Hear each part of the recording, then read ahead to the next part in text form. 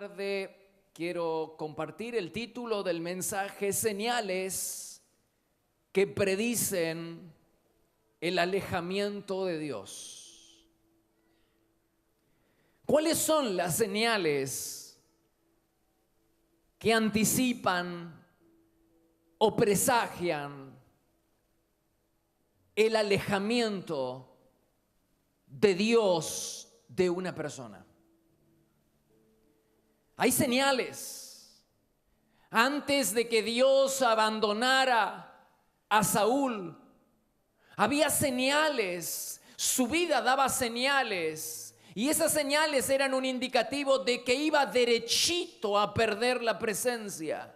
Y en esta tarde quiero señalar tres señales que anticipan el alejamiento de la presencia de Dios en la vida de un creyente. La primera señal es la mentira. La Biblia dice en Proverbios capítulo 19, verso 5: todo mentiroso recibe su castigo. Y el Salmo 120, verso 3 dice: muy mal les va a ir a los mentirosos. Dios los va a castigar. Los dos pasajes hablan de castigo. ¿Qué clase de castigo se le promete a las personas que faltan a la verdad? Pues es el mismo Señor quien nos da la respuesta. La Biblia se interpreta a sí misma.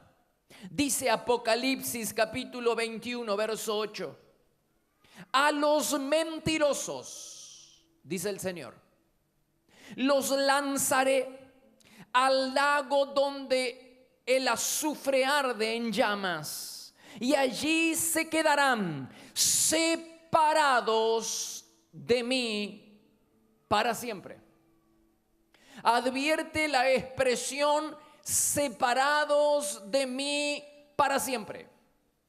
El castigo de Dios para aquellos que faltan a la verdad y que se hacen al hábito de la mentira es la exclusión de la presencia de Dios. Van a ser excluidos de la presencia de Dios aquí en la tierra y serán excluidos de la presencia del Señor allá en la eternidad para siempre. ¿No te tiemblan las piernas? Pues esto es lo que dice la palabra.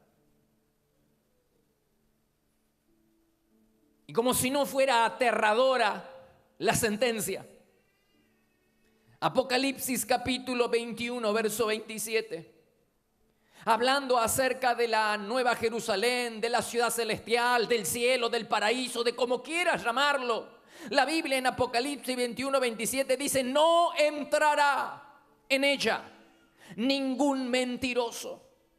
Y Apocalipsis 22, 15 dice: fuera de la ciudad se quedarán los que aman y practican la mentira. Yo, Jesús, he enviado a mi ángel a anunciar estas cosas en la iglesia.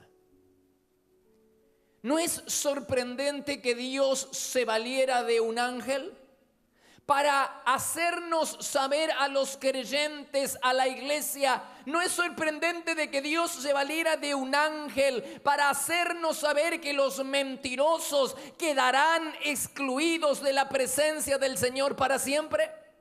No es sorprendente, ya que siempre Dios utilizó una herramienta humana. Siempre se valió de apóstoles, de profetas, de maestros. ¿Por qué en este caso el Señor utiliza un instrumento angelical para hacernos saber a la iglesia que aquellos que faltan a la verdad serán excluidos de la presencia del Señor? ¿Por qué?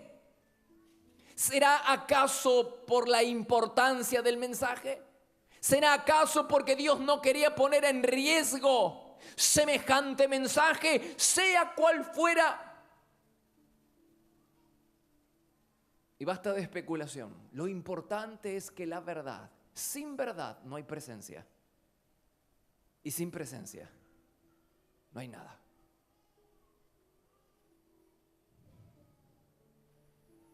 El que quiera tener comunión con Dios deberá abandonar la mentira. Aquellas personas que anhelan tener comunión con Dios deberán abandonar el camino de la mentira. David se preguntó, Salmo 15, 1 y 24, 3. David preguntó, ¿quién puede entrar a tu presencia? ¿Y quién permanecerá en su lugar santo? ¿Quién puede tener comunión con Dios? ¿Y quién puede permanecer en la presencia del Señor? Y es el mismo David el que contesta su pregunta y dice, Salmo 15, 2, los que dicen la verdad, entre otras cosas, ¿no? Los que dicen la verdad.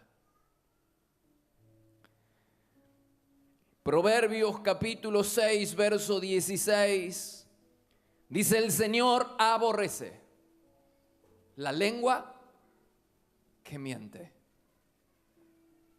Zacarías 8, 17. Dice, dejen de amar el decir mentiras. Yo odio esas cosas, dice el Señor. Efesios 4, 25 en el Nuevo Testamento dice, dejen de decir mentiras, digamos siempre la verdad. Y mira lo que dice el Salmo 34, 12. ¿Quieres vivir mucho tiempo? Amén. ¿Quieres gozar de la vida? Así es. Pues entonces, dice el Señor, nunca digan mentiras tus labios. Nunca asociamos una vida larga con decir la verdad. Pero eso es lo que dice la Biblia.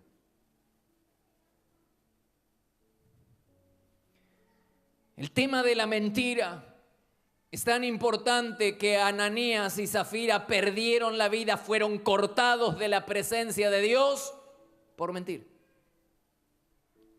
El apóstol Pedro miró a los ojos a Ananías y le dijo en Hechos 5:3, le estás mintiendo al Espíritu Santo. Al escuchar estas palabras, Ananías cayó al suelo y murió. ¿Y qué me dices de Saúl?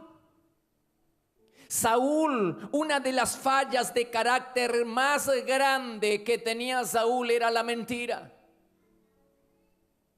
Ya se evidencia el problema que tenía Saúl con la mentira el primer día, desde el mismo día en que es ungido rey.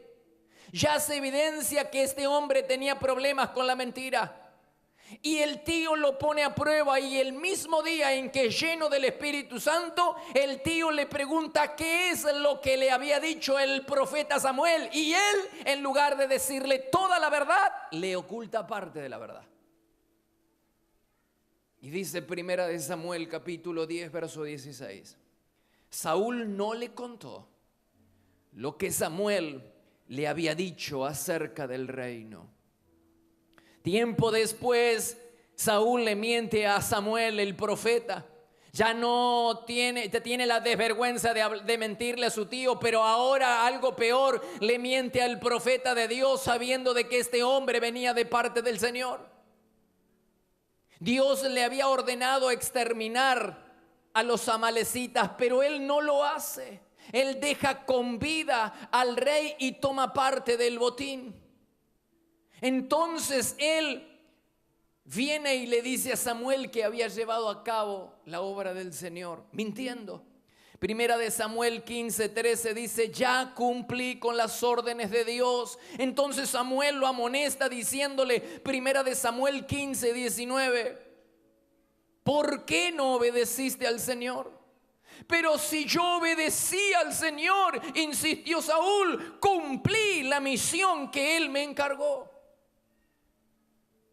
Saúl no tiene vergüenza y miente descaradamente al profeta de Dios. Así son muchos creyentes que no simplemente practican la mentira, sino que cuando son interpelados por sus autoridades espirituales tienen la desvergüenza de mentirle, sabiendo que esa es una señal de la decadente vida espiritual que están llevando. No se dan cuenta que es la mentira la señal número 1 de la decadente vida espiritual, y que si no se arregla esa materia pendiente en la vida, que es la mentira, se va derechito a perder la presencia de Dios.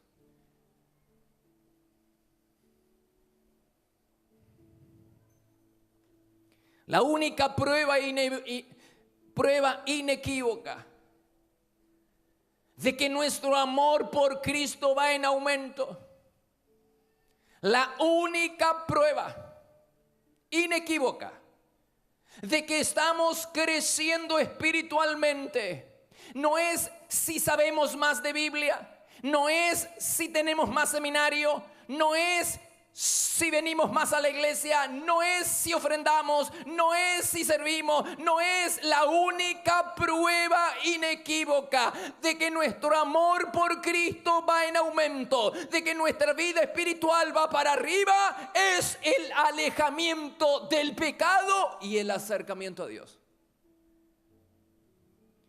Las personas temerosas de Dios saben que Dios no puede quedarse en una vida, en una persona, en un hogar, en una iglesia, en una célula, en una empresa, que no puede quedarse en una nación, en una ciudad, si en ese lugar no se lo respeta. Las personas temerosas de Dios despachan el pecado, estorban el pecado de su vida rápidamente, porque saben, las personas temerosas de Dios saben que Dios va donde lo invitan, pero se queda donde lo respetan. Él no puede quedarse en un lugar donde el pecado es protegido, apañado, tolerado abiertamente. No importa si es la casa del pastor o es la casa del presidente. No importa si es la iglesia y afuera hay un título hermoso, un cartel hermoso que diga iglesia. Dios no está obligado a quedarse en la vida de nadie, ni a quedarse en un lugar, a menos que se lo respete.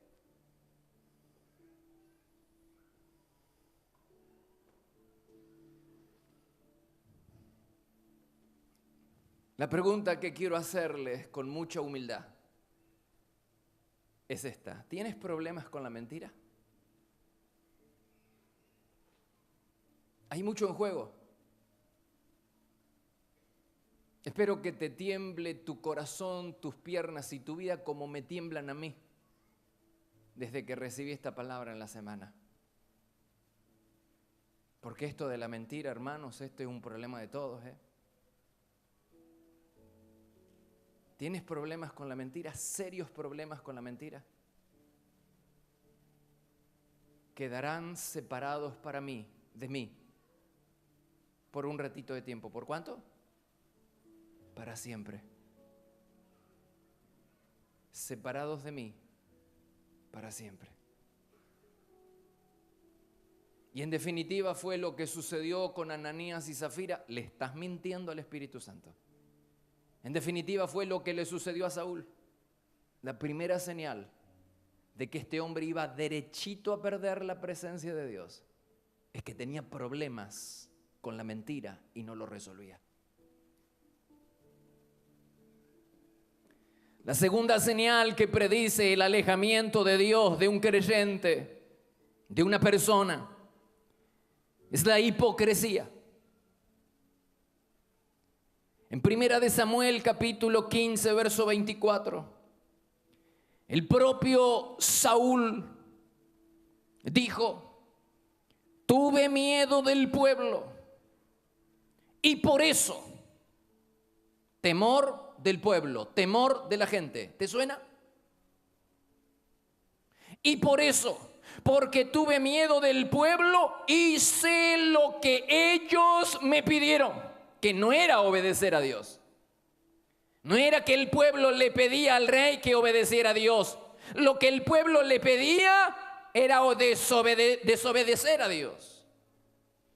Pero él lo hace para agradar a la gente. ¿Te suena? ¿Te suena? Hacer cosas para agradar a la gente, dejar de hacer cosas por temor de la gente. ¿Te suena?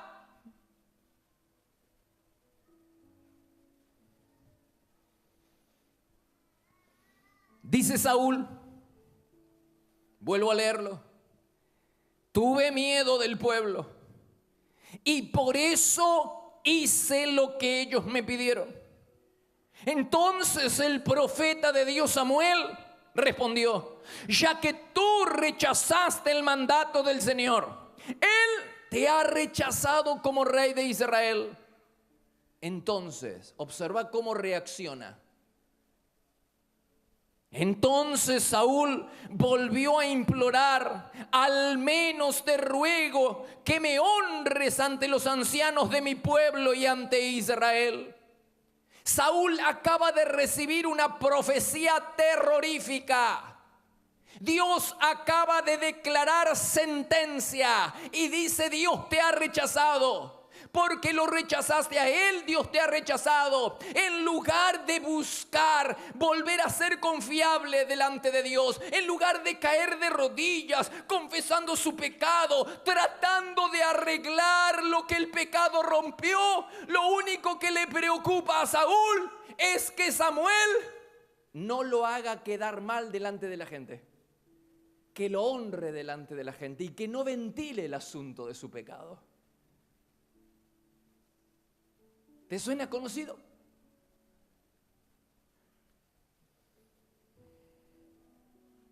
Le pide a Samuel que lo trate delante del pueblo como si nada hubiera sucedido. Saúl no tiene ningún interés en recuperar la confianza de Dios. Saúl lo único que le preocupa es su imagen, que su imagen no sea dañada delante de todos. Saúl vivía de apariencias. ¿Te suena? Eso se llama hipocresía. La hipocresía puede ser por simulación o por disimulo. La simulación consiste en mostrar lo que yo deseo que ustedes vean de mí. Wow, mira, quiero mostrarles a ustedes cuán santo yo soy, cuán generoso, cuán abdicado, cuán sacrificado, y eso es lo que muestro. Simulo que soy un hombre de Dios santificado. Pero también está el disimulo. El disimulo oculta lo que no quiero revelar. Saúl quería parecer espiritual ocultando su pecado. Le dice a Samuel: por favor, hónrame delante de todos. Oculta el pecado. Quiero que me honres. No quiero que mi imagen se venga para abajo. En lugar de preocuparse por la imagen delante de Dios, se preocupa por la imagen delante del hombre.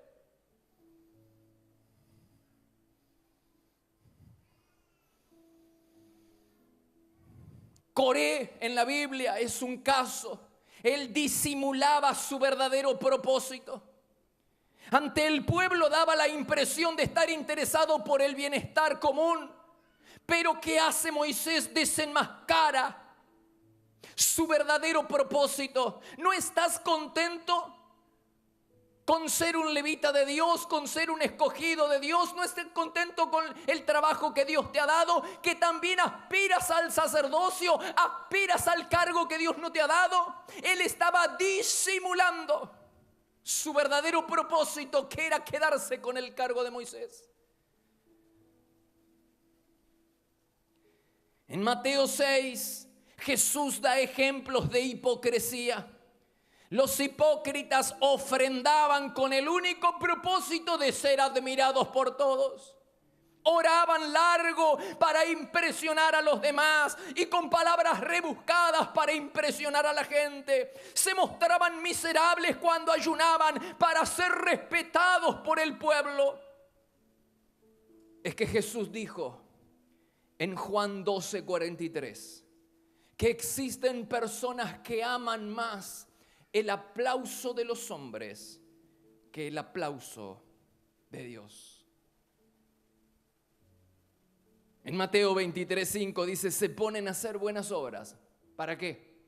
Para aparentar qué santos que son. En Juan 5:44 dice, no les importa la honra que proviene del único que es Dios. Y Jesús dijo que si nosotros nos comportamos de esta manera, la única recompensa que vamos a recibir va a ser el elogio y la admiración de la gente. Si nosotros hacemos las cosas y servimos para ser vistos, simplemente para mostrar una imagen de cuán espirituales somos, cuán santos somos y cuán generosos somos y cuán abnegados somos, dijo el Señor, la única recompensa que van a recibir va a ser el aplauso y la admiración de la gente. Pero no van a recibir ninguna recompensa del cielo. Deberíamos vivir y servir siguiendo el ejemplo de Jesús.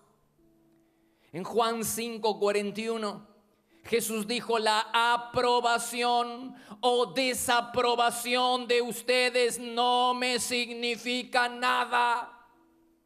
Pablo expresó en Gálatas 1:10, no ando buscando que la gente apruebe lo que digo, ni ando buscando quedar bien con nadie. Si así lo hiciera, ya no sería yo un servidor de Cristo. Para mí, lo importante es que Dios me apruebe.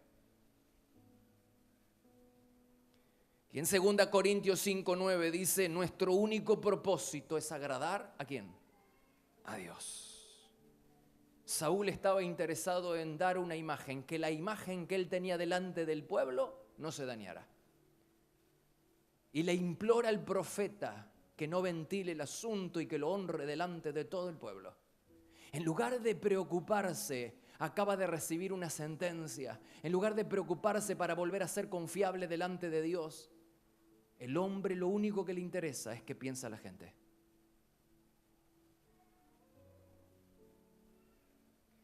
Esa es una señal de que vas derechito a perder la presencia del Señor. Entonces, pastor, ¿cuál debería ser nuestra motivación cuando hacemos las cosas? ¿El amor a Dios?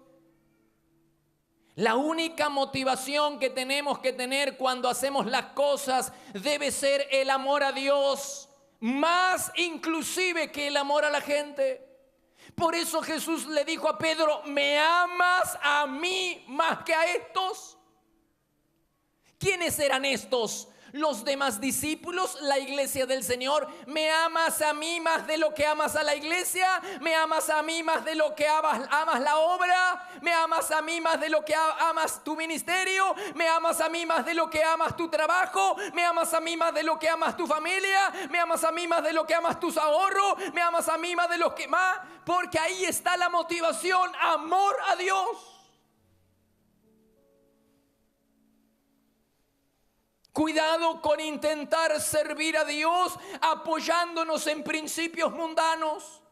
Cuidado con intentar servir a Dios apoyándonos en nuestras propias fuerzas o en la carne. La carne dice, sirvo a Dios, pero dame algo a cambio.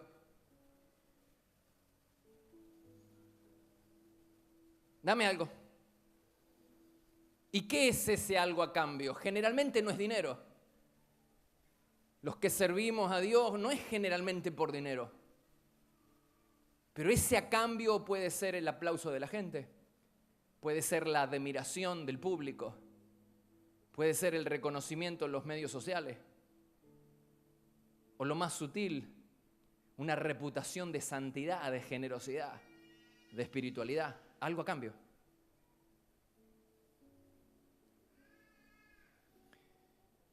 Tiene que haber un retorno. Los hipócritas no sirven si no hay reconocimiento, dijo el Señor. El ego reclama atención, hermanos, y quiere ser acariciado.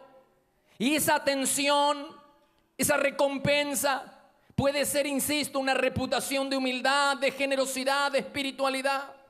Por eso entiendo de que había una larga fila de servidores esperando la posibilidad de acompañar a Jesús en su ministerio público. Cuando lo vieron hacer milagros, cuando vieron que la gente se congregaba, todo el mundo quería estar al lado de Jesús. Acá hay aplausos, acá hay luces, acá hay escenario.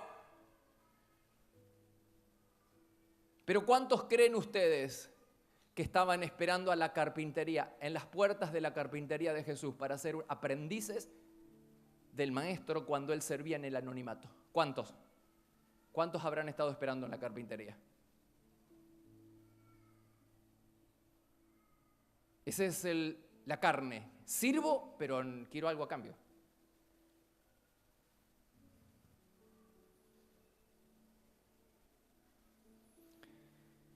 La tercera señal de que una persona va derechito a perder la presencia de Dios es la desobediencia. La mentira, la hipocresía y la desobediencia. Saúl desobedeció muchas veces antes de que Dios emprendiera la partida. Antes de que Dios lo abandonara totalmente, Saúl desobedeció muchas veces. Y mientras él estaba en pecado, mientras él desobedecía y no se arrepentía, aunque Dios no lo había abandonado del todo, ya estaba entristecido. Él, durante todo ese tiempo, creía tener una buena relación con el Señor. ¿Te suena familiar? Mientras él está en pecado, está en desobediencia, él cree tener una buena relación con Dios. Por eso cuando lees su historia vas a ver que está levantando altares por acá, por allá. Y está consultando a Dios. Y está ofreciendo ofrendas. Aunque Dios todavía no lo había abandonado del todo, él vive en pecado, pero Dios ya no le contesta las oraciones. Aunque no lo abandonó del todo, no le contesta las oraciones.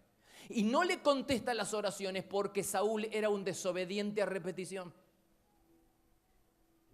Les dije muchas veces que uno de los motivos por el cual Dios puede que no responda a nuestras oraciones puede ser por el pecado, por la desobediencia que no queremos. Esa área de nuestra vida que no queremos arreglar, ese pecado que no queremos entregar, ese pecado que apañamos, protegemos, cuidadito, y te saltan cuando viene alguien y te hace ver el error, y si es la autoridad espiritual que quiere hacerte ver el pecado, ¡wow! Cuidadito con mi pecado. A capa y espada protegemos la maldad en nuestra vida.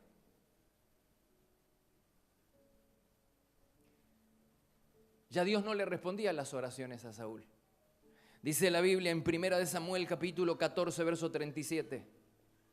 Saúl le preguntó a Dios: ¿debemos perseguir a los filisteos? Pero Dios no le respondió. No le respondió porque él estaba en desobediencia, porque él estaba en pecado. Y aunque Dios no lo había abandonado del todo, ya estaba entristecido y le daba señales a Saúl de que su vida no estaba bien. Pero él creía que todo estaba lindo. Y acá yo quiero remarcar esto: no es lo mismo pecar que practicar el pecado. Saúl era un desobediente a repetición. Él vivía pecando, pecaba y practicaba el pecado y nunca se arrepentía genuinamente. Aunque confesaba muchas veces, nunca había un arrepentimiento genuino. Y la Biblia dice en 1 de Juan, capítulo 5, verso 18, sabemos que todo aquel que ha nacido de Dios no practica el pecado. Por vía de contraste, si practica el pecado, no ha nacido de Dios. Y el mismo Juan lo dice en 1 de Juan 3:8. Dice: el que practica el pecado, ¿es de quién? Es del diablo. No ha nacido en la familia de Dios y es del diablo. Y sigue diciendo 1 de Juan 3:10. Uno puede saber quién es hijo de Dios y quién es hijo del diablo.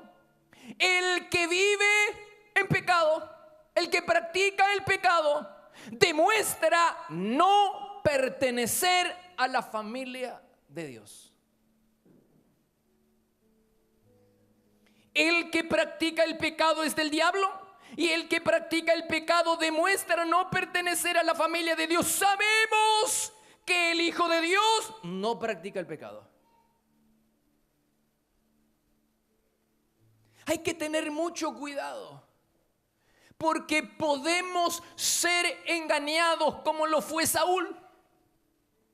Saúl creía tener una vida espiritual saludable y creía tener una buena relación con Dios, pero vivía en pecado y Dios ya le estaba advirtiendo una y otra vez. Dios le estaba dando señales de que estaba entristecido, hasta que un día dijo: hasta acá llegamos, Saúl.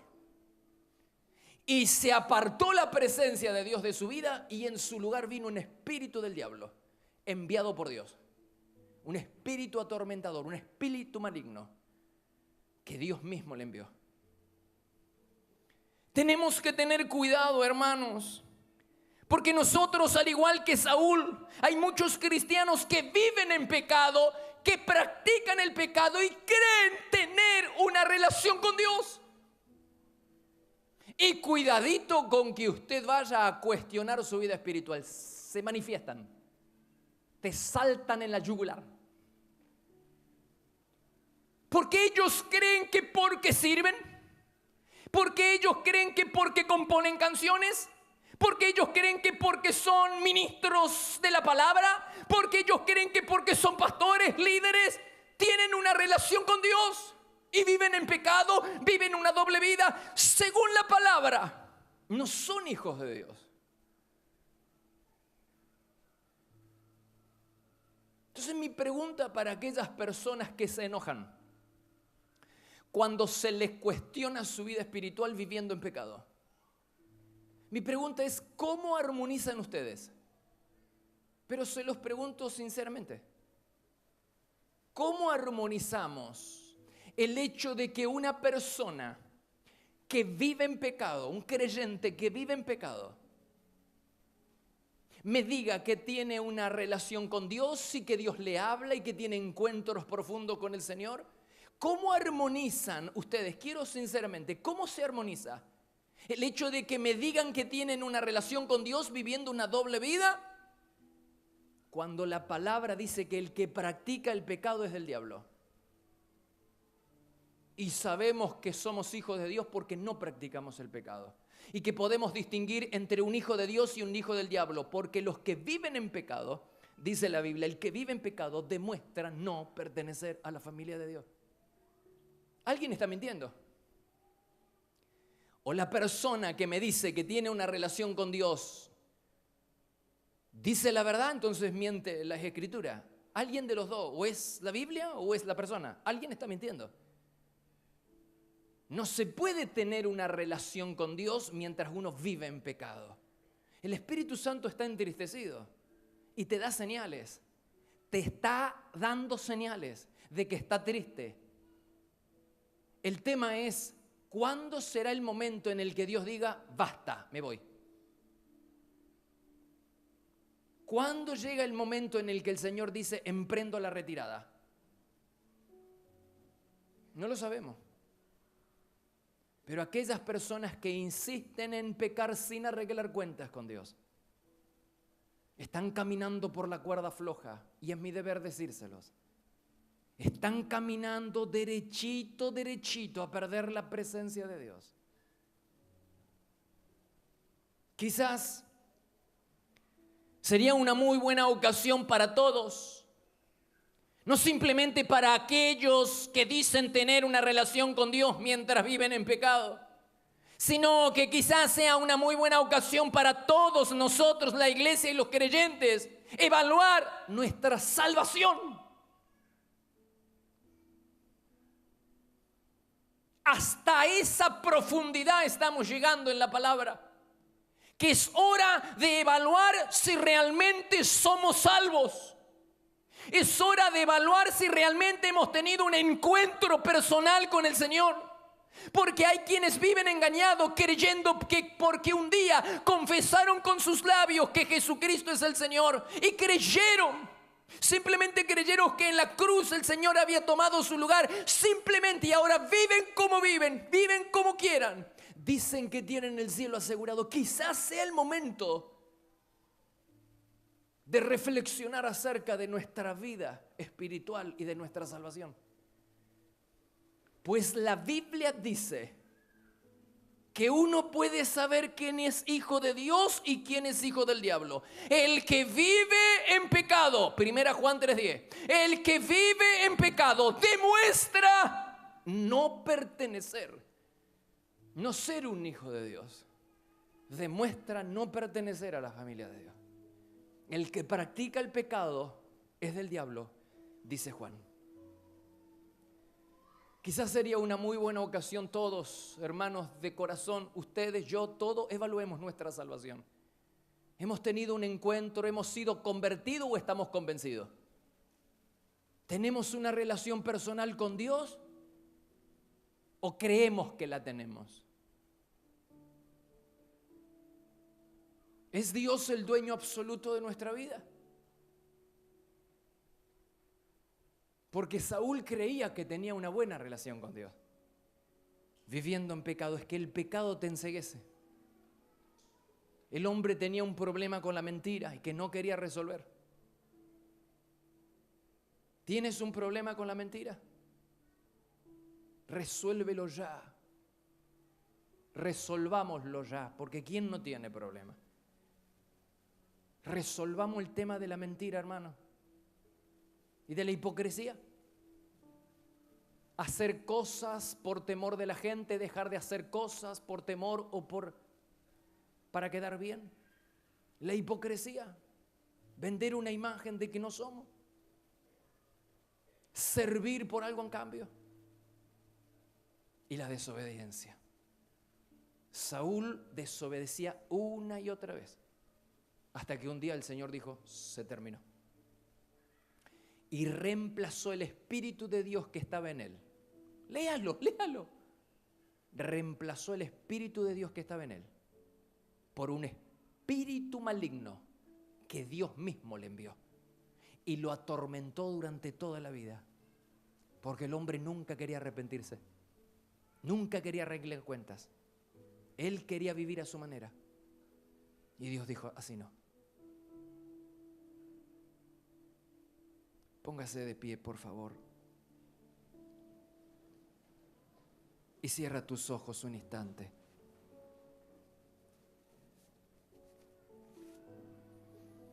Reflexiona un minuto acerca de la palabra que el Señor nos ha dejado en esta tarde. Yo estoy tan compungido como usted, mi amigo, mi hermano. Porque no es que Dios le habló a usted, también me habló a mí.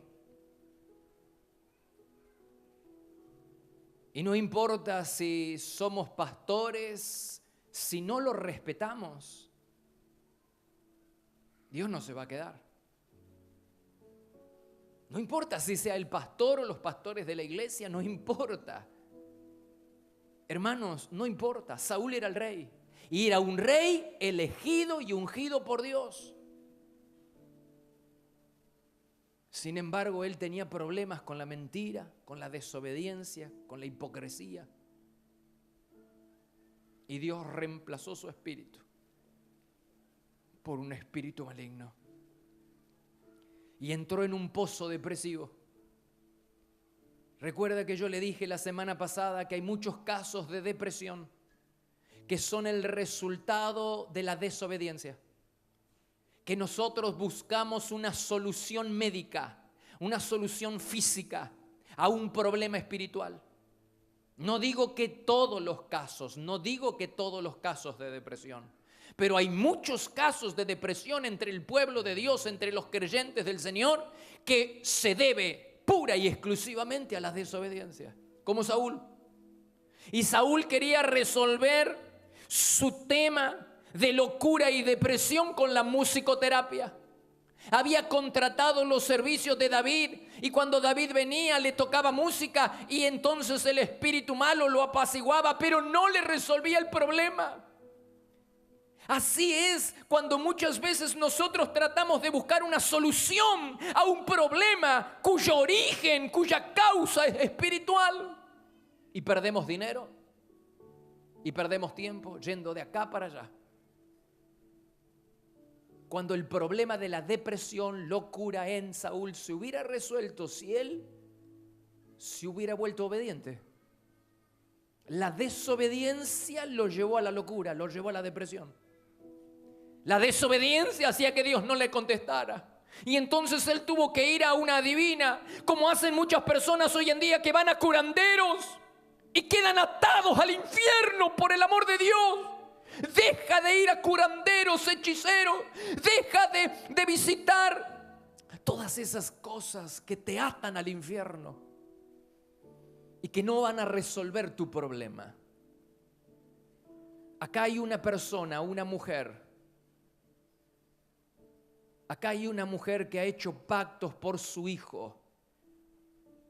Y hay evidencias en su cartera de ese pacto que ha hecho con el mundo ocultista. No sé si es parapsicólogo, no sé si es curandero, no sé qué es, pero en su cartera hay evidencia. No sé si es un número de teléfono, no sé, evidencias de un pacto que hizo por su hijo, para rescatar la vida de su hijo. Y el Señor dice: veo que hay buenas intenciones, pero está yendo por un camino equivocado. Hoy, en este momento, renuncia al infierno, porque el infierno, tu hijo está pactado con el infierno. ¿Quién es esa mujer? Nadie me levante la mano, pero es para ti la palabra. Renuncia por el amor de Dios, renuncia. Ven esta semana aquí en la iglesia. Por favor, ven o quédate al final del culto. Nosotros, los pastores, vamos a ayudarte. Hay que romper ese pacto. Una mujer que hizo un pacto buscando el bien de su hijo, hizo un pacto en el nombre de Jesús. Te ataste a tu hijo al infierno, pero el Señor viene en misericordia sobre tu casa. Si abandonas el camino del infierno, la misericordia de Dios visitará tu hogar. Iglesia, evaluemos nuestra salvación. Para aquellas personas que tienen dudas si realmente Dios controla sus vidas. Para aquellas personas creyentes, aún viejos creyentes, que tienen dudas acerca de la salvación, bien haríamos en esta tarde de decirle a Dios: Señor, abro mi corazón. Soy receptivo a tu palabra. Tu palabra no encuentra obstáculos en mi corazón ni en mi mente. No razono, no empleo armas humanas ni diabólicas para razonar e interpretar tu palabra. La recibo tal cual se ha expuesto y me vuelvo dócil, Señor, y te pido clemencia sobre mi vida. Te pido clemencia, me ayude a tratar con la mentira. La mentira es mi problema, pero Señor, hoy dejo mi problema en tus pies, a los pies de Cristo en la cruz del Calvario. La hipocresía, Señor, ayúdame. Me interesan las apariencias, el que dirán. Me interesa, estoy más interesado en saber cuál es la imagen que proyecto antes que buscar la aprobación del cielo. Vivo pendiente del que dirán. Vivo pendiente de cuál va a ser la cara de las personas que me rodean, aún en el trabajo. Pero ahora, hoy, Señor, busco tu aprobación. Haré cosas que sé que te honran a ti, y lo haré por amor al Señor. Y dejo la desobediencia, renuncio, diga renuncio. Renuncio a servir apoyándome en principios carnales, en principios mundanos, en principios terrenales, diabólicos. Y quiero servir apoyados en principios espirituales. Renuncio al pecado, despacho el pecado de mi vida y renuncio a la desobediencia.